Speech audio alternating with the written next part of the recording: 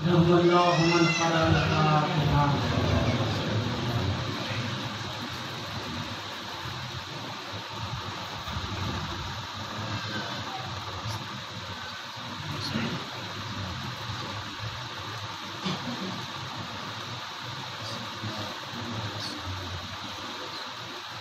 ला हौला वला कुव्वता इल्ला बिल्लाहिल अलिय्यिल अज़ीम। अऊज़ु बिल्लाहि मिनश शैतानिर रजीम। बिस्मिल्लाहिर रहमानिर रहीम। अल्हम्दुलिल्लाहिल्लज़ी ला यज़लिहु बिज़ातिल क़ाइमून वला युसी निअमाहुल आबदून वला युअद्दी हक़्क़हुल मुस्तहीनून। अल्लज़ी ला युदरिकुहुल फ़ौज़ुल हमम वला युनालहु ग़ौसुल फ़ितन। अल्लज़ी लैसा यतकफ़िल हक़्क़ुल महमूद वला महतुम मौजूद वला अजरुल ममदूद। फ़तरल ख़लाइक़ बिक़ुदरतिही व नशरा रियाहा बिरहमतिही व वक़्क़दा बिस्सुहूरिल मैदाना अर्ज़िह। सुम्मा अस्सलातु वस्सलाम अला अशरफिल अंबियाए सय्यदना व नबियना व शफ़ीए ज़ुनूबना व तबीबे नुफूसना मौलाना अबिल क़ासिम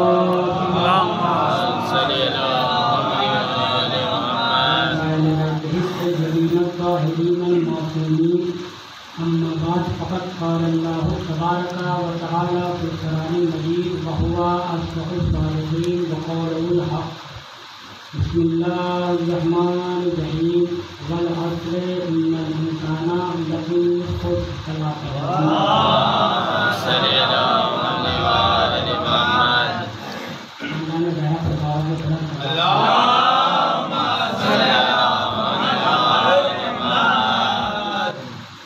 खालिक़े कायनात इरशाद फरमा रहा है पूरे वल अस्र के बयान में, वल अस्र इन्नल इंसाना लफ़ी खुस्र। मुझे ज़माने की कसम है कि ज़माने का हर इंसान घाटे में है, मगर वो लोग कि जो ईमान लेकर आते हैं और अमल साले अख्तियार करते हैं, वो लोग खसारे से बच जाएंगे। और वो लोग भी खसारे से बचेंगे कि जो लोग हक़ और सब्र की वसीयतें करते हैं। अज़ीज़ान मोहतरम, इस सिलसिले गुफ्तगू के मैंने गुज़िश्ता गुज़ारिशात और मौज़ूआत आपके सामने पेश किया है। उम्मीद इस उम्मीद के साथ कि वो सब आपके ज़हन आलिया में महफूज़ होंगे। ज़ाहिर सी बात है, अब वो अय्याम जो 2-3 दिन रह गए हैं, उसी के अंदर मौजू को मुकम्मल भी करना है। ज़्यादा वक्त भी नहीं है क्योंकि इसके बाद और मस्जिद है और उसके बाद होगी। तो अर्ज़ करने का मकसद यह है अज़ीज़ान मोहतरम कि परवरदिगार आलम ने इंसानियत के घाटे के ऊपर जो कसम खाई है वो ज़माने की कसम खाई है। और ज़माना वो है कि जिसके ऊपर परवरदिगार आलम ने वाजिब करार दिया है कि वो वजूद परवरदिगार आलम का एहतराम करे। इसलिए वजूद परवरदिगार आलम, देखिए कायनात का अगर कोई भी मज़हब ले लीजिए, कोई भी फ़िरक़ा ले लीजिए, मैं न किसी फ़िरक़े की बात कर रहा हूँ न किसी मज़हब की बात कर रहा हूँ। कायनात का कोई भी मज़हब है, आप कोई भी फ़िरक़ा ले लीजिए, आपको किसी फ़िरक़े के अंदर किसी मज़हब के अंदर आले मोहम्मद के अलावा वजूद खुदा के ऊपर कोई नहीं मिला है।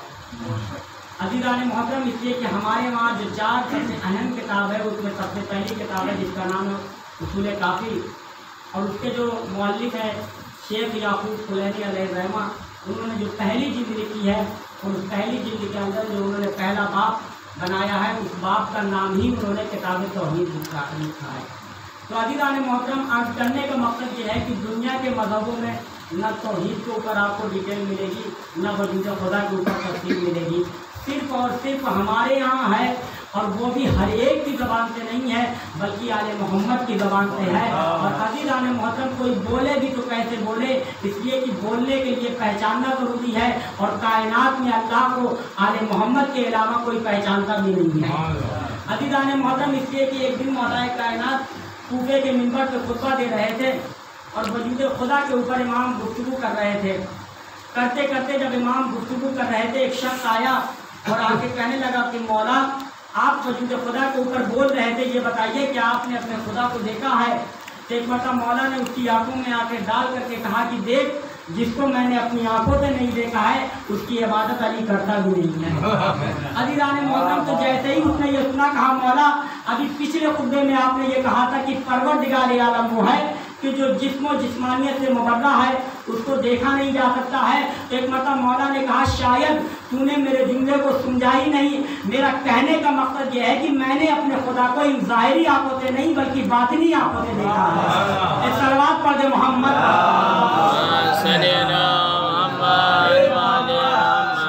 अज़ीज़ान मोहतरम, तो ये वजूद खुदा है कि इसी से मिलता जुलता एक और वाक़या है कि हमारे पहले इमाम हज़रत इमाम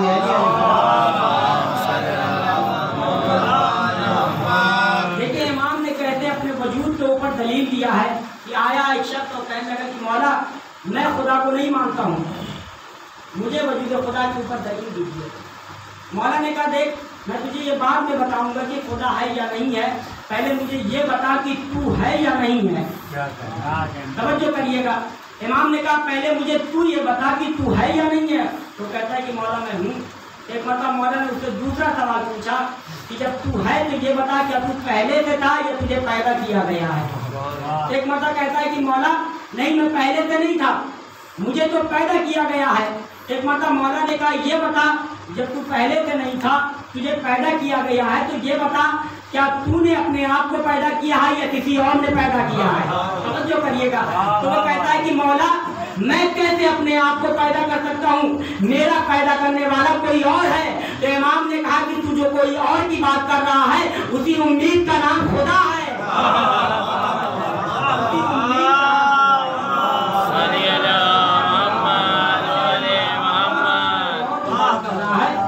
उसी को तो खुदा कहा जाता है।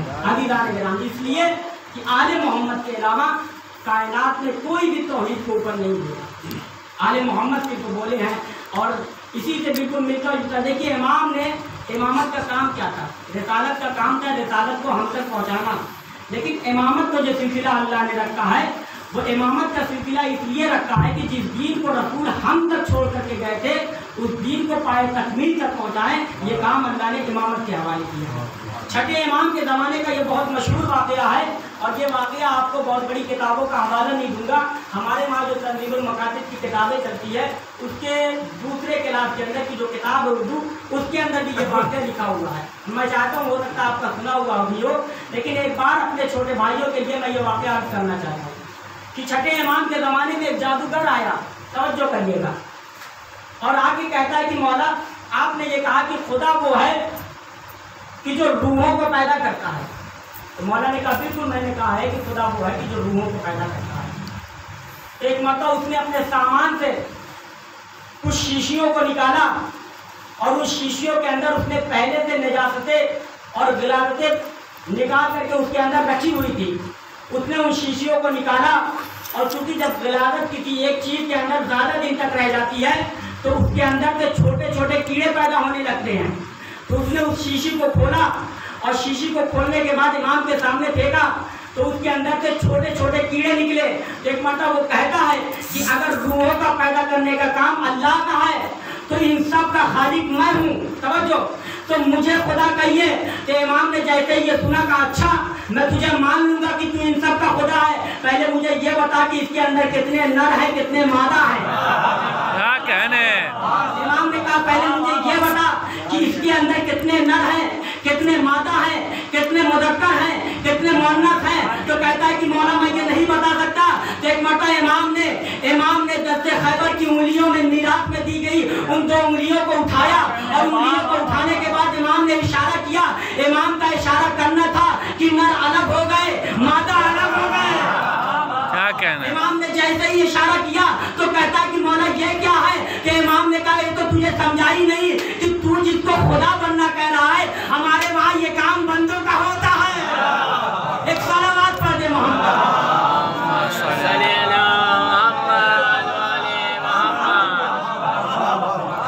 जब अल्लाह का बंदा हम वो ये काम बजा ले। इसलिए कि इमामत के ऊपर तौहीद का दारोमदार है। अगर इमामत न होती तो शायद न तौहीद हम तक पहुँचती और ना रिसालत हम तक पहुँचती। और यही वजह है कि जब शाम में यजीद तब से शाम पर बैठा है तो उसने सबसे पहला ऐलान क्या किया था कि ना तो कोई वही आई ना कोई